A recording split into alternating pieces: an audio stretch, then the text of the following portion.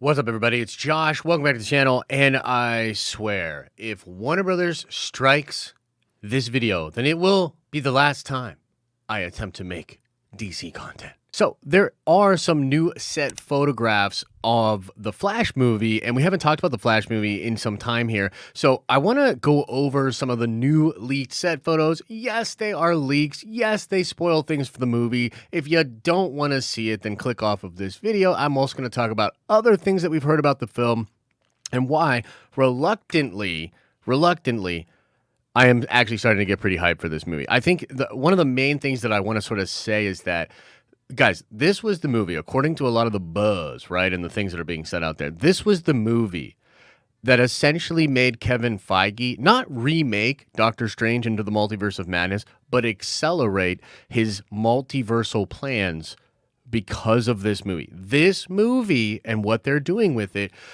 what they're saying, the word on the street, is that it literally forced Doctor Strange into the Multiverse of Madness and Marvel's multiversal stuff in general to be way crazier, way faster than it would have been otherwise. This right here is the Ben Affleck Batman. It has the same cowl. It is the stunt double for Ben Affleck on the set of the Flash movie. This is crazy for a number of different reasons, but just first, right off top, so many people when Ben Affleck was coming back. And again, I have a little bit of a dog in this fight only because back in the day when I was talking about how Ben Affleck was going to come back to the Batman role, I got hit really hard by people, not only just online, but even people within the Hollywood trades that I knew that were saying this is not true and sort of besmirching everybody that was saying it was true.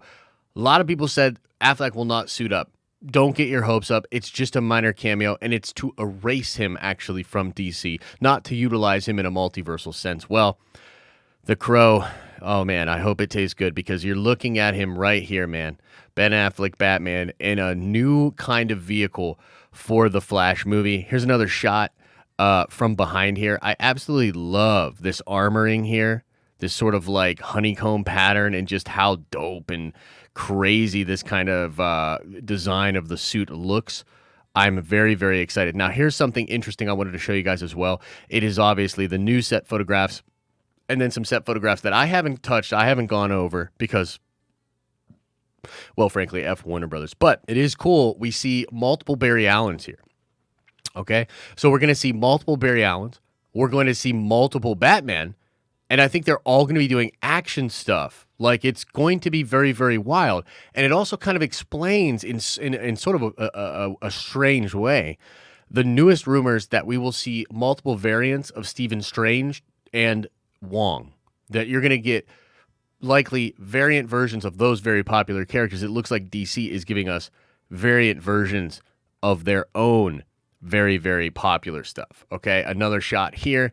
And I think for me, just in general, with the idea that we're going to be getting not just Ben Affleck Batman, but Michael Keaton Batman back, you know what I mean? New Flash suits, just a lot of the sort of hype that I'm kind of feeling personally for this movie. It's giving me hope, man. It's giving me hope, and it's giving me, I think the biggest thing here, right, is that it's giving me hope that DC has some kind of a plan, and it's not just throw everything at the wall and then act like it's the multiverse. I really hope that's not the plan that they have, and I hope that this movie, instead of just erasing maybe Snyderverse stuff, opens up the possibility of all DC properties to exist and still somewhat share a canon within the multiverse, but to also have their own distinct universes. I think that was what was proposed during DC fandom last year, but it really hasn't felt that way because, I mean, if you've been paying attention, right, if you've been watching and following the Snyder Cut movement, and I know that's a divisive thing. I know not everybody loves the Snyder Cut, but if you've been following that, I think it's pretty clear, at least outside looking in, that DC does not want anything to do with Zack Snyder, that they probably don't want anything to do with Henry Cavill, and that stings and hurts, and it's sending mixed messages, right? So we're going to get Ben Affleck's Batman, everything's Gucci, Grant Gustin Flash might show up in this Flash movie with Ezra as well. It's like we're all acting good, but then some of the stuff that people love from the Snyderverse is being totally destroyed. I think for me, guys, this is the movie that if they really do want a chance to have any of that work that they did during Zack's tenure, and then also, yes, going into the super suit cut versions of all those movies, right? The Suicide Squad, all of it. If they want any hope of any of that fan base embracing what's coming next and sort of bring the DC fandom back together, right? If they want any hope, I think this Flash movie has to nail it. And I think that, I give a lot of credit to Andy Muschietti, man, because it just seems like he took an impossible task on, because we had heard this thing went through page one rewrites. I mean, at one point, Rick Fumuwatu, I believe is how you pronounce his name, the guy that's now heavily doing Star Wars and Mando stuff, he did the movie Dope. He was going to do this movie back in the day. This movie, it's a miracle this movie's even being made. And for them to sort of embrace it and to make it this crazy thing with the multiverse and having all of that come together, man, there's a lot of opportunity there. I mean, we just heard that Michael B. Jordan is helping to produce a new Superman, but it's not going to be Kal-El. It's instead going to be either Calvin or no, it's the Val Zod character. And this is really interesting. And you could see this character then show up in a multiverse with other Supermen and have multiple Supermen together in a crisis-like event. DC has the ability to push all of the stuff that they're developing towards that outcome. It's just the question of how committed are they to that actual outcome.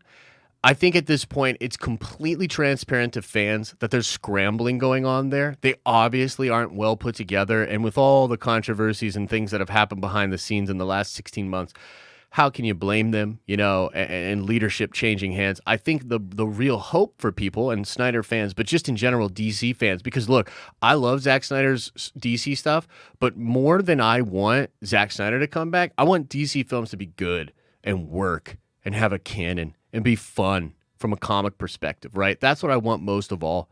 And I think we have an opportunity here with the new, Time Warner Brothers or Discovery Warner Bros, I think is what it's called, the new company, the new leadership.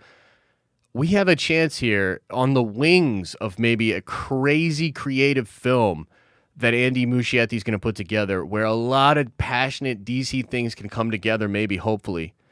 And with a lot of the projects coming past it, we have a chance now to set things right. And as a DC fan, I don't know, man. I'm hopeful, and I really do feel like the Flash movie might be the last hope for me. Otherwise, it's reboot or nothing. You know what I mean? Like, I might check some of the stuff out, but I'll never be engaged.